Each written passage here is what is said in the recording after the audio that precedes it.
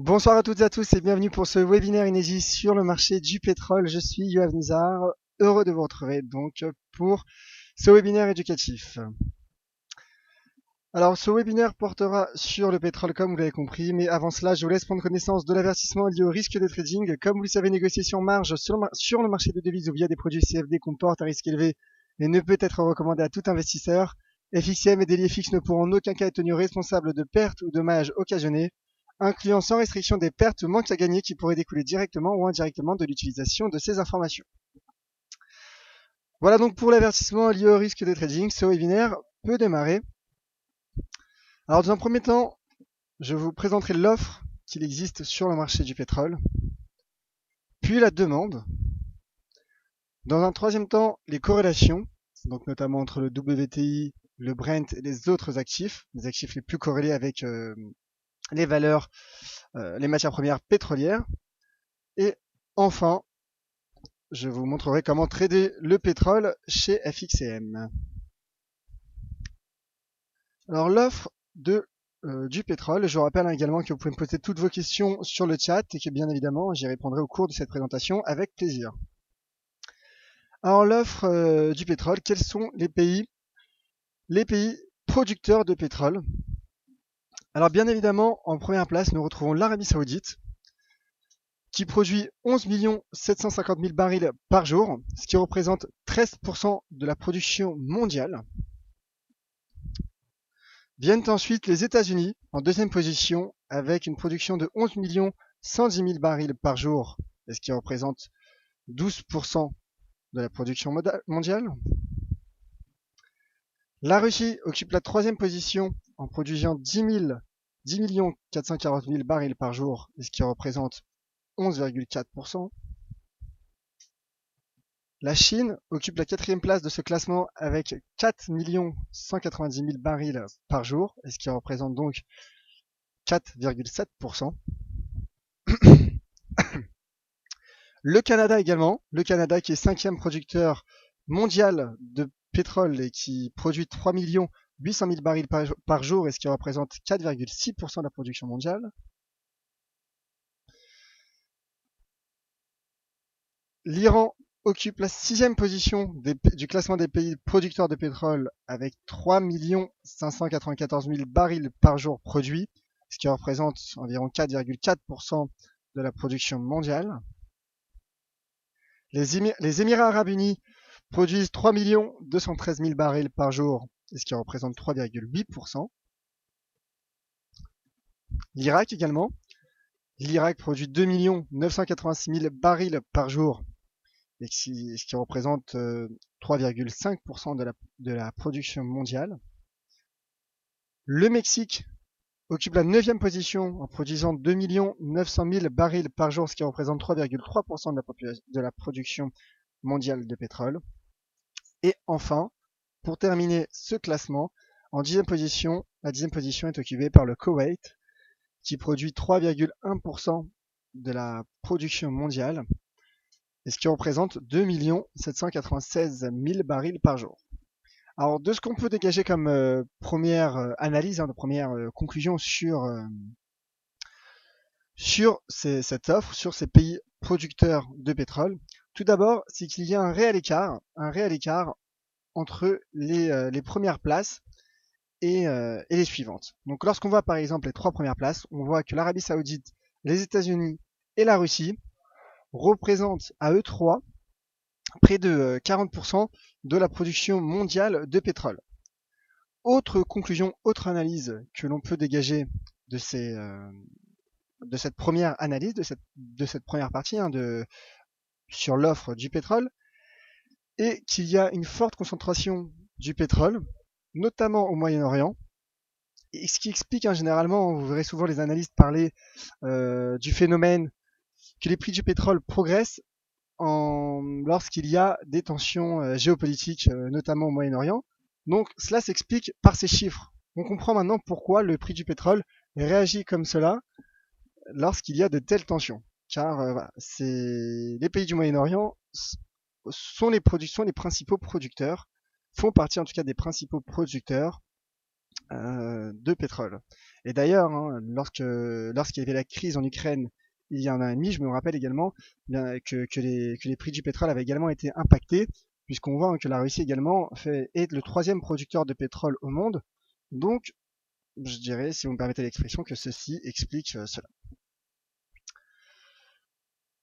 L'OPEP, comme beaucoup d'entre vous le savent, l'OPEP, qui est l'Organisation des pays exportateurs de pétrole, qui est donc une organisation qui réunit ces fameux pays exportateurs, est composée de 12 pays qui sont situés donc en Afrique. 4 d'entre eux sont situés en Afrique, avec notamment le Nigeria, l'Angola, l'Algérie et la Libye. 2 pays membres de l'OPEP sont situés en Amérique du Sud, avec le Venezuela et l'Équateur. Et les autres pays se situent donc au Moyen-Orient, comme nous le venons de voir avec les Émirats arabes unis, l'Arabie saoudite, l'Iran, l'Irak, le Koweït et le Qatar. Ce qu'il faut savoir également de ces pays membres de l'OPEP, c'est que leurs réserves en pétrole, étaient estimées à 71,9% des réserves mondiales fin 2013. Donc ce qui est énorme. Donc on comprend aujourd'hui l'importance des pays de l'OPEP. Et on comprend également que les cours du pétrole soient impactés lorsqu'un pays membre de l'OPEP s'exprime ou décide, hein, par exemple, comme ces derniers temps, de vouloir se réunir avec d'autres pays membres de cette organisation dans le but d'enrayer, par exemple, et c'est d'actualité avec notamment l'Arabie Saoudite, d'enrayer la chute des prix du pétrole. Voilà donc ce qu'on pouvait dire de manière générale sur l'offre sur le marché du pétrole. Donc, vous avez eu devant vous, je vous ai présenté donc les 10 pays principaux producteurs de pétrole et je vous ai présenté également dans les grandes lignes les pays membres de l'OPEP. Passons à présent à la demande sur le marché du pétrole. Alors ce qui est déjà une demande sectorielle, donc avec les transports routiers qui représentent plus de la moitié de cette demande. Plus de la moitié de cette demande sectorielle est utilisée dans les transports routiers. Le reste de cette demande, donc la deuxième moitié, est utilisée donc est représentée par le secteur de l'industrie, de la production d'électricité et également de la sidérurgie. Voilà pour cette demande sectorielle avant de passer à la demande géographique. Donc comme vous l'avez compris, l'élément principal, la demande principale sont en tout cas les transports routiers qui représentent plus de la moitié de la demande. Alors je vais vous présenter à présent le classement des pays consommateurs de pétrole. Donc les chiffres sont des chiffres récents, donc de 2014. Et les États-Unis sont le premier pays consommateur de pétrole. Les États-Unis consomment le plus de pétrole au monde, avec 19 35 000 barils par jour, et ce qui représente près de 20% de la demande mondiale. Donc ce qui est énorme, tout simplement énorme pour les États-Unis.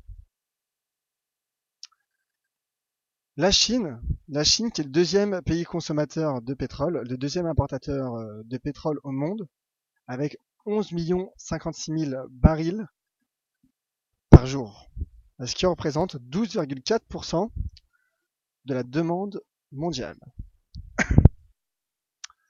Troisième place, la troisième place est occupée par le Japon. Le Japon qui consomme, en tout cas qui consommait en 2014, 4 298 000 barils par jour, ce qui représente 4,7% de la demande mondiale. L'Inde qui consomme 3 840, qui consommait 3 846 000 barils par jour, ce qui représentait l'Inde qui représentait en 2014 4,3% de la demande mondiale. Puis le Brésil qui était en 2014 le cinquième pays importateur de pétrole, en consommant 3 229 000 barils par jour, ce qui représente 3,5% de la consommation mondiale bien évidemment. Puis la Russie La Russie, donc, qui consommait en 2014 3 196 000 barils par jour, et ce qui représentait donc 3,4% de la demande globale. L'Arabie Saoudite également, bien évidemment, l'Arabie Saoudite qui consommait 3 185 000 barils par jour, ce qui représentait également, enfin, aux alentours des 3,4%.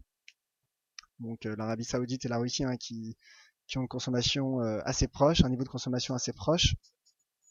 La Corée du Sud également, qui occupe la 8e position de ce classement. La Corée du Sud qui consommait en 2014 2 456 000 barils par jour, ce qui représentait 2,6% de la demande mondiale. L'Allemagne également, l'Allemagne qui représentait 2,6% de la demande mondiale en consommant 2 371 000 barils par jour. Et enfin, donc on en parlera dans un instant au sujet des corrélations, mais le Canada qui était le pays qui consommait le 10e pays consommateur de pétrole au monde et qui représentait 2,4% de la consommation mondiale en consommant 2 371 000 barils par jour en 2014.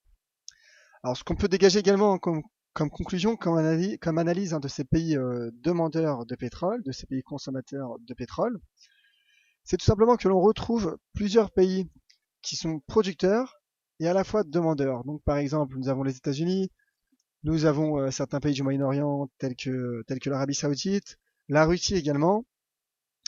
Donc en cela, également, cette analyse est intéressante car elle permet de voir que par exemple les États-Unis, certes, produisent beaucoup de pétrole, mais en consomment énormément également pour elles-mêmes. Alors voilà pour la demande. Je vous rappelle, je vois quelques questions sur le chat. J'y répondrai dans un instant. Et n'hésitez pas donc à me faire part de toutes vos questions ou même de vos remarques. C'est avec plaisir que je réagirai au cours de cette présentation. Mais tout de suite, passons à la troisième partie de ce webinaire qui est consacrée aux corrélations. Donc là, dans un premier temps, j'ai présenté donc le marché dans son ensemble, dans les grandes lignes.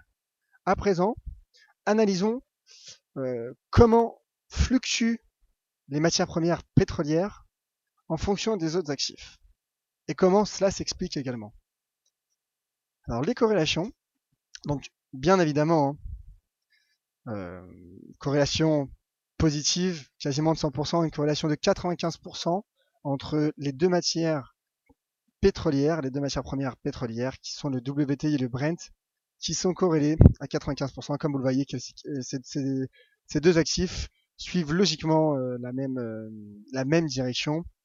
Donc vous avez en bleu le cours du Brent de Lucas Oil et en bougie japonaise, vous avez le cours du WTI, donc de l'US Oil.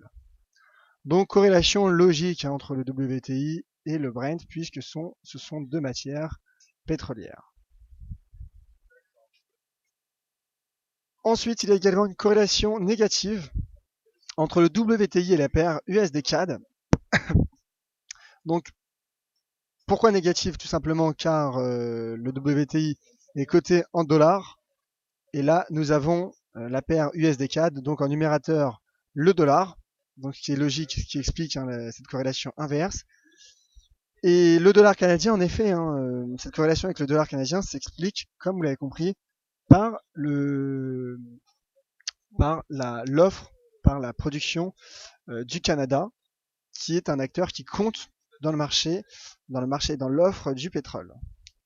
Donc nous avons, comme vous le voyez sur ce graphique, avec le cours du WTI représenté en bougie japonaise et en graphique linéaire, le cours de la paire USD-CAD.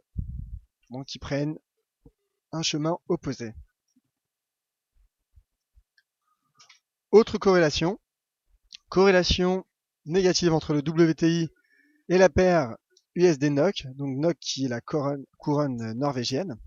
Et cette corrélation est estimée à moins 71%, c'est-à-dire que lorsque le pétrole, lorsque le WTI va prendre 1%, la paire USD-NOK va généralement se déprécier de 0,71%. Va généralement baisser de 0,71%.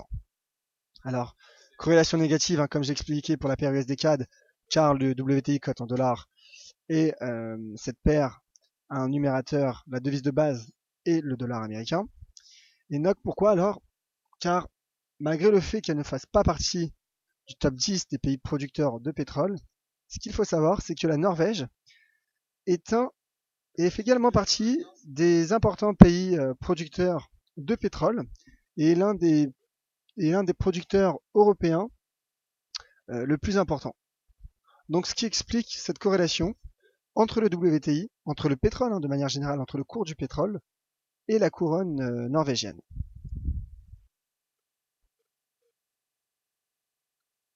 Autre corrélation, et c'est une corrélation positive, et il s'agit de la corrélation entre le WTI et la paire AUD-USD. Donc corrélation positive, hein, car cette fois-ci, la devise de contre-valeur est représentée par le dollar américain. Le dollar américain qui est également, comme vous l'avez compris, hein, la devise sur laquelle cote le WTI, et le Brent d'ailleurs également. Et en quoi le pétrole est corrélé avec le dollar australien?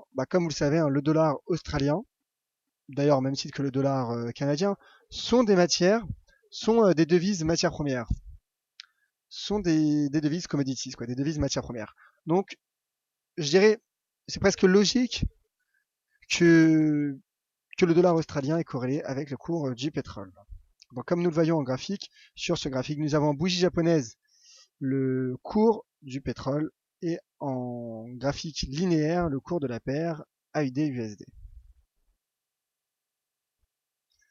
Autre corrélation, c'est une corrélation négative entre le WTI et la paire USD, donc dollar peso mexicain, USD mixen, dollar américain peso mexicain, et qui sont corrélés à moins 57%.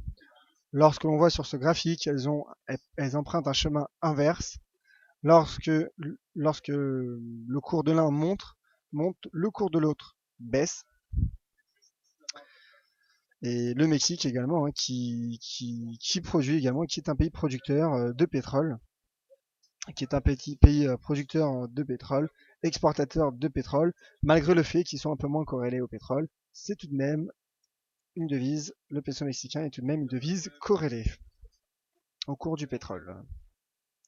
À présent, les corrélations avec le Brent. La première d'entre elles, et comme je l'ai expliqué tout à l'heure, avec la paire USD NOK, donc dollar américain, couronne norvégienne. Et cette corrélation donc entre le Brent et la paire USD NOK s'établit à moins 72%. Donc je vous laisse prendre connaissance de mon graphique. Autre corrélation, et c'est une corrélation négative. Il s'agit du Brent et la paire USD-CAD, donc dollar américain, dollar canadien qui, comme vous l'avez compris, est une devise matière première. Et cette corrélation est négative de 70%.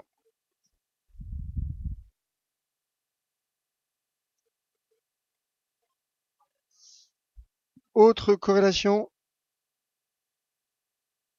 et c'est cette fois-ci, et c'est là où c'est également intéressant, une corrélation entre deux matières premières, donc entre le Brent et le cours du cuivre. Le Brent et le cuivre sont corrélés positivement à 82%. Donc c'est-à-dire que de manière générale, lorsque le Brent va s'apprécier de 1%, le cours du cuivre va prendre en règle générale 0,82%. Alors on voit, hein, c'est bien clair, hein, c'est flagrant sur ce graphique. En bougie japonaise, donc en bougie japonaise, je vous ai mis le cours du Brent, donc de Lucas Oil, le CFD Lucas Oil, chez FXM, et en graphique linéaire, vous avez le cours du Cooper, du CFD cuivre, et voilà, le cours du cuivre donc qui suit la même direction, quasiment la même direction, hein, la direction est la même, la tendance de fond est similaire, et donc cette corrélation est positive de 82%. Autre corrélation du Brent cette fois-ci encore, de nouveau. Le Brent est corrélé avec le FTSE 100, Le Brent et le FTSE 600 sont corrélés positivement à 74%. Le Brent, hein, qui est donc le pétrole de la mer du Nord, donc proche du Royaume-Uni. Et ce qu'il faut savoir également pour le FTSE 600, pour cet indice, est que cet indice est fortement pondéré par des valeurs pétrolières. Donc, par exemple, un British Petroleum, voilà, BP. Donc, c'est un point de vue logique que lorsque les cours du pétrole progressent, le cours du FTSE progresse également, est soutenu donc par cette hausse du cours du pétrole. Et donc, bien évidemment, puisque c'est une corrélation positive d'ailleurs, hein, ce n'est pas une corrélation négative, mais bien une corrélation positive entre le Brent et le corrélation négative, pardon, autant pour moi, entre le Brent et l'UK Oil.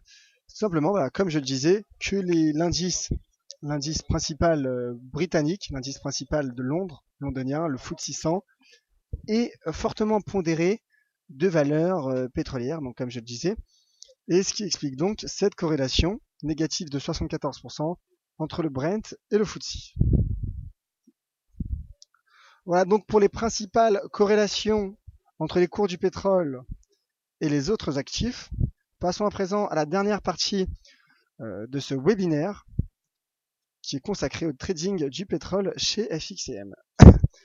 Alors n'hésitez pas à me poser toutes vos questions sur le chat, j'y réponds tout de suite après la catégorie, après la section et la partie trader le pétrole chez FXCM. Alors comme vous le savez, FXCM propose deux CFD de matières premières pétrolières.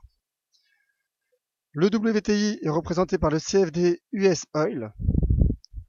Ce CFD cote en dollars américains. Il y a un spread cible de 5 pips et le point du pips s'élève à 9 centimes d'euros. La marge utilisée pour un lot d'US Oil est de 14 euros. Ce qu'il faut également savoir, c'est que 1000 CFD sont l'équivalent de 100 barils. Il y a une expiration mensuelle donc à ces contrats CFD sur l'US Oil, et il n'y a pas de rollover sur ce CFD. Enfin, nous arrivons donc au terme de ce webinaire. Le Brent est représenté chez FXM par le CFD UK Oil. Il cote également en dollars. Il y a également un spread cible de 5 pips et le point du pip s'élève à 9 centimes d'euros, 0,09 euros. La marge utilisée pour l'UK Oil est également de 14 euros. 1000 CFD valent toujours 100 barils. Il y a également une expiration mensuelle et il n'y a pas de rollover sur l'UK Oil au même titre que l'US Oil. Voilà donc pour les CFD FXCM, US Oil et UK Oil. Je vous remercie à vous tous de votre attention et je vais donc passer à la phase de questions. Alors, question de la part de visiteurs. Visiteur qui me demande s'il est possible d'avoir cette présentation. Écoutez, cette présentation sera la rediffusion de ce webinaire sera mise sur notre chaîne YouTube dédiée FX France. Je la relayerai également sur Twitter avec mon Twitter, donc @avnizar, de façon à ce que vous puissiez la revoir quand cela vous conviendra. Question de la part de Jean, où se situe le Koweït? Le Koweït se situe au Moyen-Orient, qui est un pays du Golfe, donc le Koweït, qui se situe au Moyen-Orient. Alors je vois qu'il y a plusieurs questions, n'hésitez pas. Hein. Alors, autre question. Question intéressante de la part de Pedro.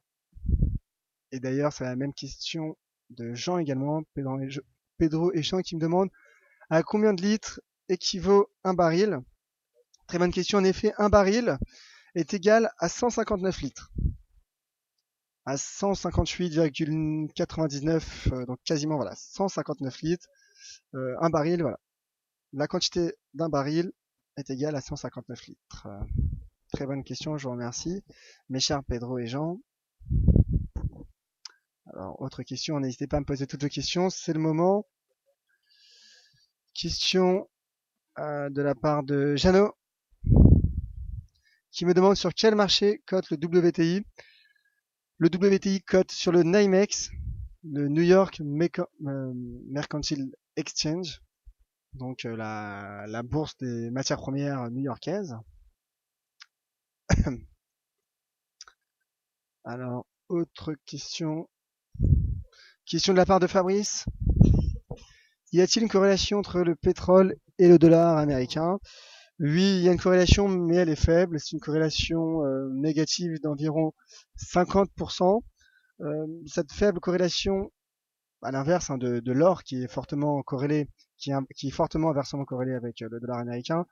Ce qui explique, c'est comme je le disais, comme je le disais au début de cette présentation, c'est qu'en effet, les États-Unis font partie des principaux producteurs de pétrole. Toutefois, les États-Unis font partie également des principaux pays consommateurs de pétrole.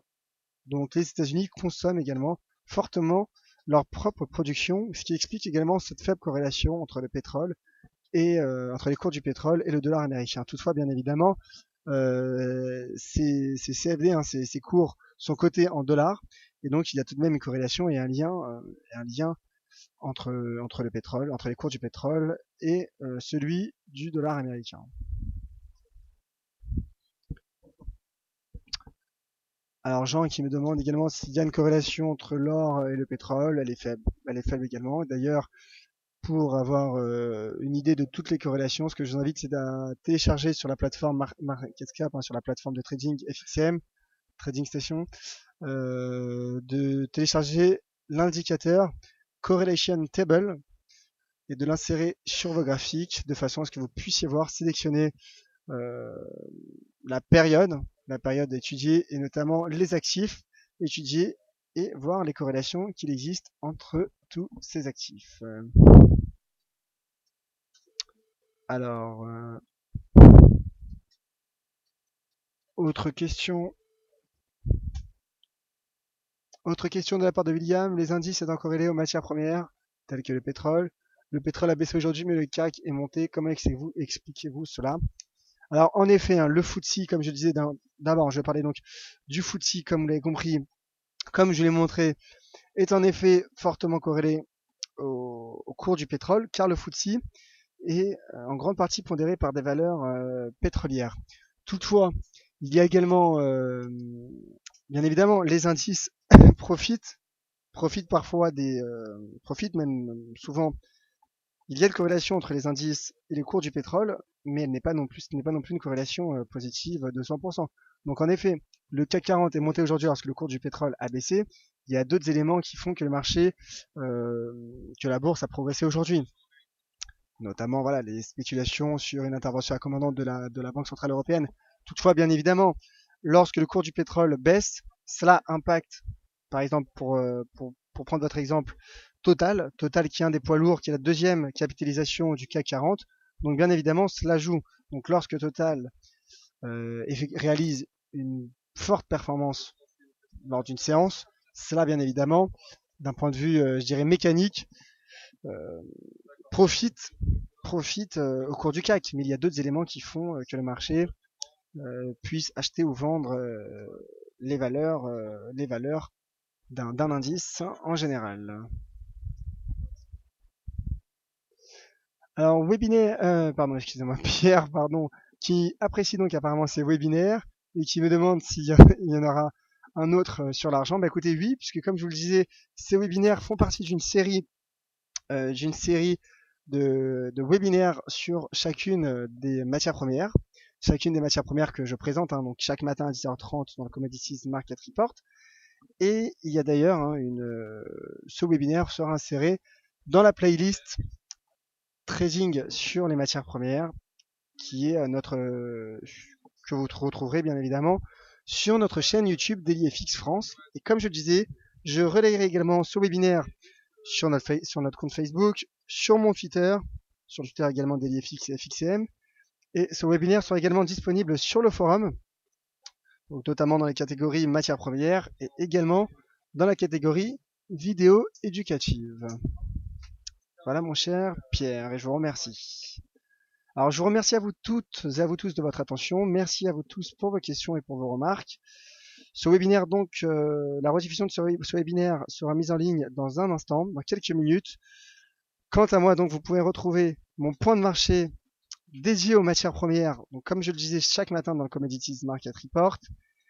Et nous vous attendons nombreux demain, comme chaque dernier vendredi du mois, pour la conférence en ligne DailyFX FXCM. Je vous invite également à me retrouver et à me suivre sur Twitter @yoavnizar. Et je vous remercie donc à vous tous de votre attention. C'était Yoav Nizar pour le marché du pétrole. J'espère que ce webinaire vous a plu. N'hésitez pas à me dire sur Twitter ce que vous en avez pensé. D'ici là, je vous souhaite une très bonne soirée et à très bientôt sur DailyFX.